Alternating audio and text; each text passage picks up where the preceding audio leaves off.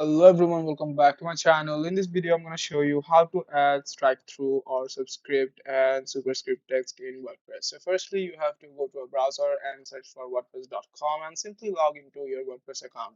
Over here, this is the interface you're going to see. This is my home page, and in here, in your home page, you're going to see a quick links option over here. Right below is the edit site option. Click on the edit site option. It will take you to the editor's page of WordPress. It might take a while to load, but after it is loaded, we are going to look for the specific text or paragraph we want to edit.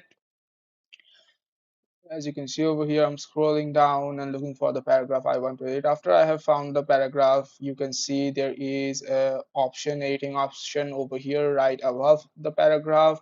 Click on the more option. It will open a drop down menu over here. Here you can see the options strike through, subscript or superscript. Just simply click on the options you want to add.